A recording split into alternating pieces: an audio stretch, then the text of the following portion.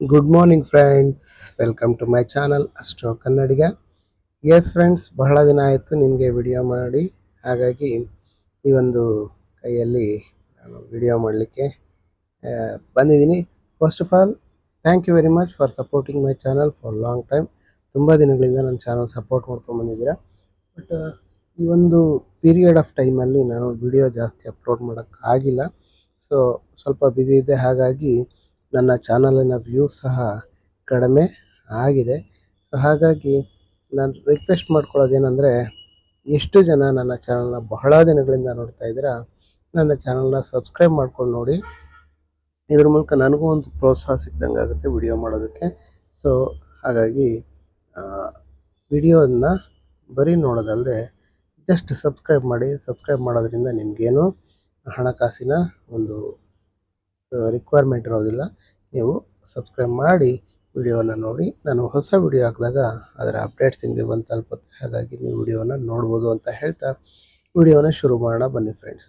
ಈ ಒಂದು ವ್ಯಕ್ತಿಯ ಒಂದು ವಿಶೇಷತೆ ಏನು, ಇವರು ತನ್ನ ರೇಖೆಗಳನ್ನು ಒಂದು ಸ್ವಲ್ಪ ಕ್ಲಿಯರಾಗಿ ಕಾಣಲಿ ಅಂತ ಹೇಳ್ಬಿಟ್ಟು ಪೆನ್ನಲ್ಲಿ ಬರೆದು ಕಳಿಸಿದ್ದಾರೆ. ಹಾಗಾಗಿ ಸ್ವಲ್ಪ ಡಿಫ್ರೆಂಟ್ ಆಗಿದೆ. ಸೊ ನೋಡೋಣ ಬನ್ನಿ ಹೇಗಿದೆ ಅಂತ. ಫಸ್ಟ್ ಆಫ್ ಆಲ್ ನೋಡಿ, ಈ ಒಂದು ಕೈಯಲ್ಲಿ ನಿಮಗೆ ಭಾಳಷ್ಟು ಅಡ್ಡ ರೇಖೆಗಳು ಈ ಥರ ಈ ಥರ ಈ ಥರ ಈ ಥರ ಕಾಣಿಸ್ತಾ ಇರ್ಬೋದು.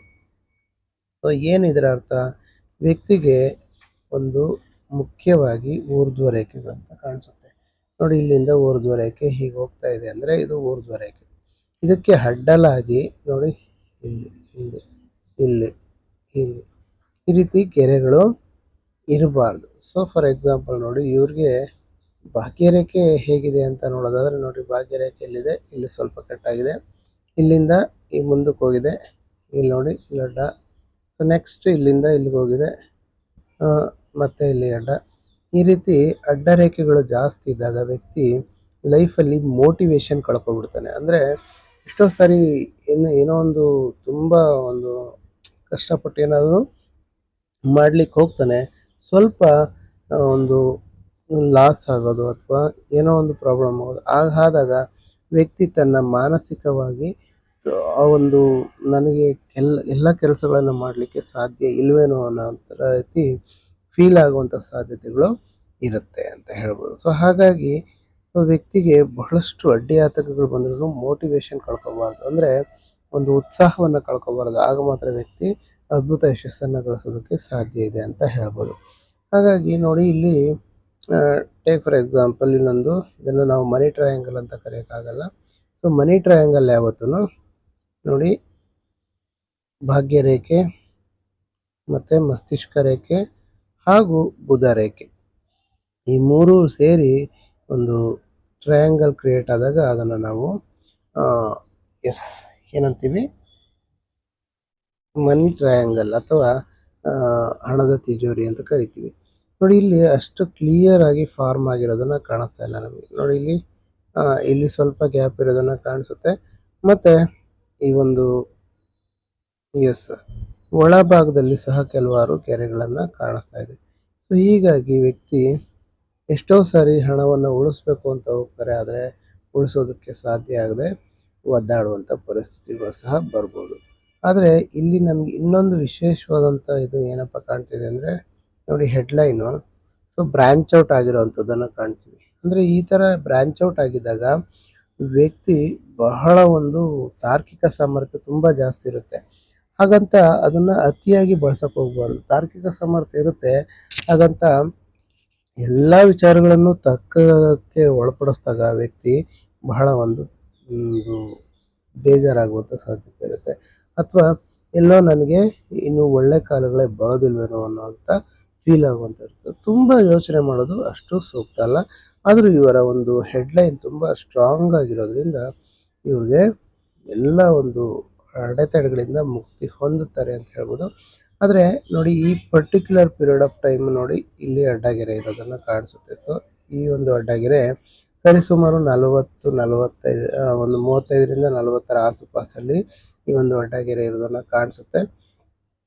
ಸೊ ನೆಕ್ಸ್ಟ್ ನೋಡಿ, ಇಲ್ಲಿಂದ ಒಂದು 40 ಇದು ಮೇಯ್ನು. ಸೊ ಈ ಒಂದು 35ರಿಂದ 40ರ ಆಸುಪಾಸಲ್ಲಿ ಇವರು ಬಹಳಷ್ಟು ಒಂದು ತೊಂದರೆಯನ್ನು ಅನುಭವಿಸಿರ್ತಾರೆ. ತಾನು ಮಾಡಿದಂಥ ಡಿಸಿಷನ್ ನನಗೆ ಅಷ್ಟೊಂದು ಉಪಯುಕ್ತವಾಗಲಿಲ್ಲ, ನಾನು ಡಿಸಿಷನ್ ಮಾಡೋದು ಅಷ್ಟು ಚೆನ್ನಾಗಿ ಮಾಡೋದಿಲ್ಲ, ನನಗೆ ಅಷ್ಟು ಕೇಪಬಿಲಿಟೀಸ್ ಇಲ್ಲ ಅನ್ನುವಂಥ ಸೆಲ್ಫ್ ಡೌಟನ್ನು ಕ್ರಿಯೇಟ್ ಮಾಡುವಂಥ ಪೀರಿಯಡ್ ಆಗಿರುತ್ತೆ ಇದು ಅಂತ ಹೇಳ್ಬೋದು ಫ್ರೆಂಡ್ಸ್. ಸೊ ಹಾಗಾಗಿ ಈ ಒಂದು ಪೀರಿಯಡಲ್ಲಿ ಟೆಸ್ಟಿಂಗ್ ಪೀರಿಯಡ್ ಆಗಿರೋದ್ರಿಂದ ಸ್ವಲ್ಪ ಅಷ್ಟು ಫೀಲ್ ಆಗೋದು ಬೇಡ ಅಂತ ಹೇಳ್ಬೋದು. ಸೊ ನಂತರದ ಒಂದು ಜೀವನ ತುಂಬ ಸೊಗಸಾಗಿದೆ ನೋಡಿ. ಇಲ್ಲಿಂದ ಹೆಡ್ಲೈನ್ ತುಂಬ ಚೆನ್ನಾಗಿದೆ. ಹೆಡ್ಲೈನ್ ಮೇಲ್ಗಡೆ ಈ ಒಂದು ಡೈಮಂಡ್ ಶೇಪ್ ಬಂದಿರೋದನ್ನು ಕಾಣಿಸುತ್ತೆ. ಈ ಒಂದು ಡೈಮಂಡ್ ಶೇಪ್ ಪೀರಿಯಡಲ್ಲಿ ಇವರ ಲೈಫಲ್ಲಿ ಎಂದು ಕಂಡು ಕೇಳರಿಯದಂಥ ಪ್ರೋಗ್ರೆಸ್ ಆಗುತ್ತೆ ಅಂತ ಹೇಳ್ಬೋದು. ಈ ಒಂದು ಡೈಮಂಡ್ ಶೇಪು ಬಹಳ ಅತ್ಯುತ್ತಮವಾದಂಥ ಶೇಪ್ ಆಗಿದೆ. ಇಲ್ಲಿ ಜೀವನದಲ್ಲಿ ಇವರ ಒಂದು ನಿರ್ಧಾರಗಳು ಇವರನ್ನು ತುಂಬ ಎತ್ತರಕ್ಕೆ ಕೊಂಡೊಯ್ತವೆ ಅಂತ ಹೇಳ್ಬೋದು ಫ್ರೆಂಡ್ಸ್. ಹಾಗಾಗಿ ಈ ಒಂದು ಪೀರಿಯಡ್ ಯಾವಾಗಪ್ಪ ಅಂದರೆ ಅರೌಂಡ್ 48ರಿಂದ 55ರ ಆಸುಪಾಸಲ್ಲಿ ಈ ಒಂದು ಪೀರಿಯಡ್ ಇವ್ರಿಗೆ ಇದೆ ಅಂತ ಹೇಳ್ಬೋದು ಫ್ರೆಂಡ್ಸ್. ನೋಡಿ, ಇಲ್ಲಿ ಮತ್ತೊಂದು ವಿಚಾರ ನಾನು ಹೇಳಬೇಕು ನೋಡಿ. ಇಲ್ಲಿ ರಾಹು ರೇಖೆಗಳು ಜೀವನ ರೇಖೆಯನ್ನು ಕಟ್ ಮಾಡಿರುವಂಥ ಸನ್ನಿವೇಶಗಳನ್ನು ಕಾಣಿಸ್ತಾ ಇದೆ ಇಲ್ಲಿ ನೋಡಿ. ಇಲ್ಲಿ ಸೊ ಈ ಥರ ರಾಹು ರೇಖೆಗಳು ಜೀವನ ರೇಖೆಯನ್ನು ಕಟ್ ಮಾಡಿದಾಗ ದೈಹಿಕವಾಗಿ ಅನಾರೋಗ್ಯ ಆಗುತ್ತೆ ಮತ್ತು ಹಣಕಾಸಿನ ಸ್ಥಿತಿ ಸಹ ತುಂಬ ಬಿಗಡಾಯಿಸುತ್ತೆ ಅಂತ ಹೇಳ್ಬೋದು.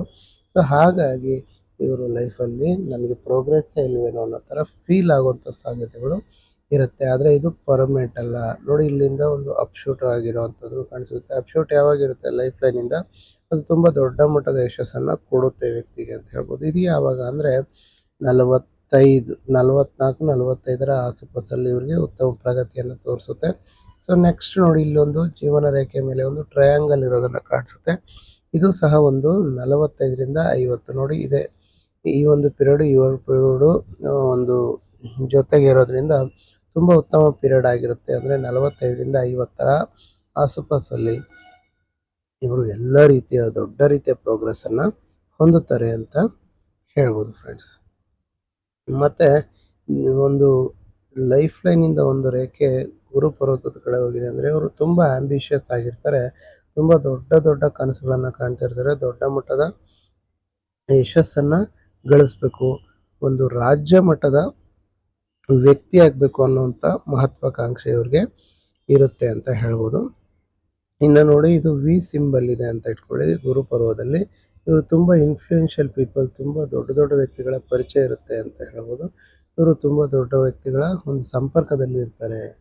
ಹಾಗಾಗಿ ತುಂಬ ಒಂದು ಜೀವನದಲ್ಲಿ ಅವರಿಂದನೂ ಸಹ ಉತ್ತಮವಾದಂಥ ಪ್ರಗತಿ ಇರೋದನ್ನು ಕಾಣಿಸುತ್ತೆ. ಮತ್ತು ಈ ರೀತಿ ಒಂದು ರೇಖೆ ಇಲ್ಲಿ ಕಾಣಿಸ್ತಾ ಇದೆ. ಈ ರೀತಿ ಇದ್ದಾಗ ವ್ಯಕ್ತಿ ದಾನ ಧರ್ಮಗಳನ್ನು ಮಾಡುವಂಥ ಪ್ರವೃತ್ತಿಯನ್ನು ಹೊಂದಿರ್ತಾರೆ. ಒಂದು ಹಣಕಾಸಿನ ಎರಡು ಹಣಕಾಸಿನ ಒಂದು ಮೂಲಗಳು ಇವ್ರಿಗೆ ಇರುತ್ತೆ ಅಂತ ಹೇಳ್ಬೋದು ಫ್ರೆಂಡ್ಸ್. ಸೊ ಇನ್ನು ನೋಡಿ, ಶನಿ ಪರ್ವ ಹೇಗಿದೆ ಅಂತಂದರೆ ನೋಡಿ, ಇದು ಭಾಗ್ಯ ರೇಖೆ, ಸ್ಥಿರ ಭಾಗ್ಯ ರೇಖೆ ಅಂತ ಕರಿತೀವಿ ಇದನ್ನು. ಇಲ್ಲಿಂದ ಒಂದು ರೇಖೆ ಹೀಗೆ ಹೋಗಿರೋದನ್ನು ಕಾಣಿಸುತ್ತೆ. ಎಸ್, ಇದನ್ನು ನೋಡಿದಾಗ ನಮಗೆ ಏನಾಗುತ್ತೆ ಅಂದರೆ ಒಂದು ಕ್ರಾಸ್ ಥರ, ಒಂದು ಇಂಟು ಥರ ನಮಗೆ ಕಾಣಿಸ್ತಾ ಇರ್ಬೋದು. ಇದು ಮಾನಸಿಕ ಒಂದು ಅಸ್ಥಿರತೆಯನ್ನು ಸೂಚಿಸುತ್ತೆ. ಸೊ ಹಾಗಾಗಿ ಏನು ಮಾಡಬೇಕು ಹೀಗಿದ್ದಾಗ ಅಂತಂದರೆ ವ್ಯಕ್ತಿ ಶನಿಗೆ ಸಂಬಂಧಪಟ್ಟಂಥ ರೆಮಿಡೀಸನ್ನು ಮಾಡಬೇಕಾಗತ್ತೆ. ಸೊ ಶನಿಗೆ ಸಂಬಂಧಪಟ್ಟಂಥ ರೆಮಿಡೀಸ್ ಹೇಗೆ ಮಾಡಬೇಕು ಅಂದರೆ ಇವರಿಗೆ ಈ ಒಂದು ಕರ್ಮವನ್ನೇ, ದಟ್ ಮೀನ್ಸ್ ತುಂಬ ಬಡವರ, ತುಂಬ ದೀನದಲಿತರ, ತುಂಬ ಕಷ್ಟದಲ್ಲಿರೋರಿಗೆ ಸಹಾಯ ಮಾಡೋದ್ರಿಂದ ಇವರ ಜೀವನ ತುಂಬ ಉನ್ನತ ಮಟ್ಟಕ್ಕೆ ಹೋಗುತ್ತೆ. ಅದರಲ್ಲಿ ಯಾವುದೇ ಸಂದೇಹ ಇಲ್ಲ ಅಂತ ಹೇಳ್ಬೋದು. ಆದರೆ ಇಲ್ಲಿ ಒಂದು ಹೃದಯ ರೇಖೆ ನೋಡಿ ಬೇಸಿದ್ದಾಗ ಇಲ್ಲಿ ಒಂದು ಸಣ್ಣದಾದಂಥ ಟ್ರಯಾಂಗಲ್ ಥರ ಕಾಣಿಸ್ತಾ ಇದೆ ನಿಮಗೆ. ಈ ಥರ ಟ್ರಯಾಂಗಲ್ ಥರ ಕ್ರಿಯೇಟ್ ಆಗಬಹುದು, ದಟ್ಸ್ ಓಕೆ ವಿತ್ ಇಟ್. ಆದರೆ ಈ ಒಂದು ರೇಖೆ ಒಂದು ಸ್ಥಿರತೆಯನ್ನು ಒದಗಿಸೋದಿಲ್ಲ. ಸೊ ಸ್ಥಿರತೆಯನ್ನು ಒದಗಿಸ್ತಿರೋ ಹಣಕಾಸಿನ ಸ್ಥಿತಿಯಲ್ಲಿ. ಹಾಗಾಗಿ ಹೆಚ್ಚು ಇವರು ಉತ್ತಮ ಕರ್ಮಗಳನ್ನು, ಶನಿ ಕರ್ಮಕಾರಕ ಆಗಿರೋದ್ರಿಂದ ಉತ್ತಮವಾದಂಥ ಕೆಲಸಗಳನ್ನು ಮಾಡೋದ್ರ ಮೂಲಕ ಇವರ ಪ್ರಾರಬ್ಧವನ್ನು ಇವರು ಕಳ್ಕೊಂಡು ಜೀವನದಲ್ಲಿ ಉತ್ತಮ ಮಟ್ಟಕ್ಕೆ ಬರ್ಬೋದು ಅಂತ ಹೇಳ್ಬೋದು ಫ್ರೆಂಡ್ಸ್. ಮತ್ತು ನೋಡಿ ಸೂರ್ಯ ಪರ್ವ ನೋಡಿ ಬಹಳ ಉತ್ತಮವಾಗಿದೆ. ನೋಡಿ ಹೇಗಿದೆ, ಹೀಗೆ ಇರೋದನ್ನು ಕಾಣಿಸುತ್ತೆ. ಆದರೆ ಇಲ್ಲಿ ನಮಗೆ ಕಂಡುಬರುವಂಥ ಒಂದು ನೋಡಿ ಇಲ್ಲೊಂದು ಟ್ರಯಾಂಗಲ್ ಇರೋದನ್ನು ಕಾಣಿಸುತ್ತೆ. ಒಂದು ರಾಜಕೀಯದಲ್ಲಿ ಬಹಳಷ್ಟು ಆಸೆ ಇದೆ, ಆಸಕ್ತಿ ಇದೆ. ಅದು ಯಾವ ಮಟ್ಟಕ್ಕೆ ಸಕ್ಸಸ್ ತಂದು ಕೊಡುತ್ತೆ ಅನ್ನೋದಾದರೆ ಇಲ್ಲಿ ನೋಡಿ, ಇಲ್ಲಿ 2 ಟ್ರಯಾಂಗಲ್ ಇರೋದನ್ನು ಕಾಣಿಸುತ್ತೆ ಇಲ್ಲಿ. ಸೊ ಈ 2 ಟ್ರಯಾಂಗಲ್ ವ್ಯಕ್ತಿಯನ್ನು ತುಂಬ ಪಕ್ಷಕ್ಕೆ ಅಥವಾ ಒಂದು ಇದಕ್ಕೆ ತುಂಬ ಬದ್ಧವಾಗಿರುವಂತೆ ಮಾಡುತ್ತೆ. ಮತ್ತು ಈ ಒಂದು ವರ್ಟಿಕಲ್ ಲೈನ್ಸ್ ಏನಿದೆ ಇವು ವ್ಯಕ್ತಿಯನ್ನು ತುಂಬ ಒಂದು ಚರಿಸ್ಮ್ಯಾಟಿಕ್ ಪರ್ಸನ್ ಅಂತ ಹೇಳ್ಬೋದು. ಅಂದರೆ ತುಂಬ ಒಂದು ಆಕರ್ಷಕ ವ್ಯಕ್ತಿತ್ವ ಇರೋ ಥರ ಮಾಡುತ್ತೆ ಇವ್ರನ್ನ ಅಂತ ಹೇಳ್ಬೋದು. ಇವ್ರ ಆಕರ್ಷಕ ವ್ಯಕ್ತಿತ್ವ ಹೊರಗಡೆ ಜನಗಳಿಗೆ ತುಂಬ ಪಬ್ಲಿಕ್ ಫಿಗರ್ ಆಗಿರುವಂಥ ಸಾಧ್ಯತೆಗಳಿರುತ್ತೆ. ತುಂಬ ಉತ್ತಮವಾದಂಥ ಸೈನ್. ಮತ್ತು ಇಲ್ಲಿ ನೋಡಿ ಈ ಒಂದು ರೇಖೆ ವ್ಯಕ್ತಿಗೆ ಎಜುಕೇಷನನ್ನು ಸೂಚಿಸುತ್ತೆ ಅಂತ ಹೇಳ್ಬೋದು ಫ್ರೆಂಡ್ಸ್.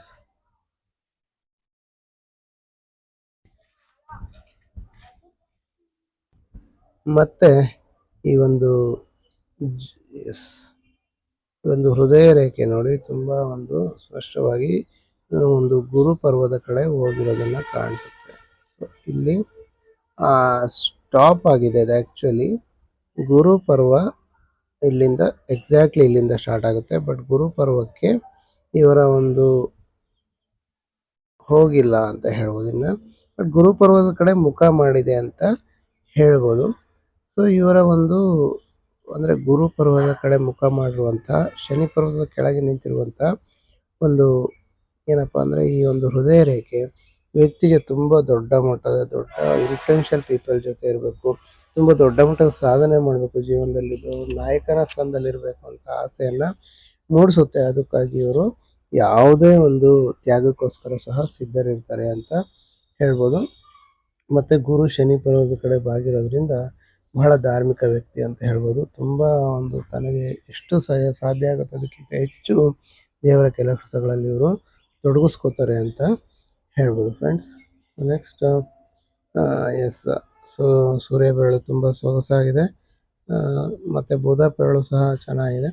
ಆದರೆ ಸ್ವಲ್ಪ ಶಾರ್ಟ್ ಆಗಿರೋದನ್ನು ಸೊ ಶೈ ನೇಚರನ್ನು ಇದು ತೋರಿಸುತ್ತೆ. ಸೊ ಪರ್ವ ಸಹ ಚೆನ್ನಾಗಿರೋದ್ರಿಂದ ಉತ್ತಮ ವಾಗ್ಮಿ ಸಹ ಆಗಿರ್ತಾರೆ ಅವರು ಅಂತ ಹೇಳ್ಬೋದು ಫ್ರೆಂಡ್ಸ್.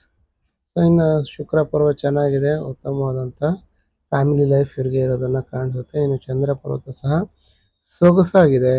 ಸೊ ಇವರ ಒಂದು ಮೈಂಡನ್ನು ಇವರು ಕಂಟ್ರೋಲ್ ಇಟ್ಕೊಂಡು ತುಂಬ ಉತ್ತಮವಾದಂಥ ಸಾಧನೆಯನ್ನು ಮಾಡಬಹುದು. ಮತ್ತು ಹೆಬ್ಬೆರಳನ್ನು ನೋಡಿದ್ರೆ ನೋಡಿ ಸ್ಟ್ರೈಟಿಶ್ ಆಗಿರುವಂಥ ಹೆಬ್ಬೆರಳನ್ನು ನಮಗೆ ಕಾಣಿಸುತ್ತೆ. ಇಲ್ಲಿ ಫಸ್ಟ್ ಪ್ಯಾಲೇಜು ಆತ್ಮವಿಶ್ವಾಸ ಅಂತ ತೋರಿಸಿದ್ರೆ, 2ನೇ ಪ್ಯಾಲೇಜು ಈ ಒಂದು ಪ್ಯಾಲೇಜ್ ಏನಿದೆ ಇದು ಇವರ ತಾರ್ಕಿಕ ಸಾಮರ್ಥ್ಯವನ್ನು ತೋರಿಸುತ್ತೆ. ಕಂಪ್ಯಾರಿಟಿವ್ಲಿ ನೋಡಿ ಈ ಒಂದು ತಾರ್ಕಿಕ ಸಾಮರ್ಥ್ಯದ ಒಂದು ಏರಿಯಾ ತುಂಬ ಸ್ಪ್ರೆಡ್ ಆಗಿ ತುಂಬ ವಿಶಾಲವಾಗಿರೋದ್ರಿಂದ ಸ್ವಲ್ಪ ಅಗತ್ಯಕ್ಕಿಂತ ಜಾಸ್ತಿ ಯೋಚನೆ ಮಾಡ್ತಾರೆ. ಅಗತ್ಯಕ್ಕಿಂತ ಜಾಸ್ತಿ ಕೆಲಸ ಮಾಡಬೇಕಾದ್ರೆ ಯೋಚನೆ ಮಾಡಿ ಎಲ್ಲೋ ಸಾರಿ ಮೂಡ್ ಆಫ್ ಆಗುವಂಥ ಸಾಧ್ಯತೆಗಳಿರುತ್ತೆ, ಅಥವಾ ತುಂಬ ಡಿಲೇ ಮಾಡುವಂಥ ಸಾಧ್ಯತೆಗಳು ಸಹ ಕೆಲಸ ಮಾಡೋದು ಇರೋದ್ರಿಂದ ಸೊ ಅತಿ ಹೆಚ್ಚು ಆಲೋಚನೆ ಮಾಡೋದು ಬೇಡ ಅಂತ ಹೇಳ್ಬೋದು. ಇವರಿಗೆ ಲೀಡರ್ಶಿಪ್ ಕ್ಯಾಪಬಿಲಿಟೀಸ್ ತುಂಬ ಚೆನ್ನಾಗಿದೆ, ಬೆರಳು ತುಂಬ ಸ್ಟ್ರೈಟ್ ಆಗಿರೋದ್ರಿಂದ ಅಂತ ಹೇಳ್ಬೋದು. ಇನ್ನು yes these are travel lines ಅಂತ ಹೇಳ್ಬೋದು. ಸೊ ಇವರು ಕಾನ್ಸ್ಟೆಂಟಾಗಿ ಟ್ರಾವೆಲ್ಲು ಸಹ ಮಾಡ್ತಿರ್ತಾರೆ ಅಂತ ಹೇಳ್ಬೋದು. ಸೊ ಇನ್ನು ಜೀವನ ರೇಖೆ ನೋಡಿ ಇಲ್ಲಿವರೆಗೂ ಜೀವನ ರೇಖೆ ಇರೋದನ್ನು ಕಾಣಿಸುತ್ತೆ. ಮತ್ತು ಇಲ್ಲಿಂದ ನೋಡಿ ಈ ರೇಖೆ ಬಂದು ಈ ರೀತಿ ಕೂಡ್ಕೊಂಡಿರೋದನ್ನು ಕಾಣಿಸುತ್ತೆ.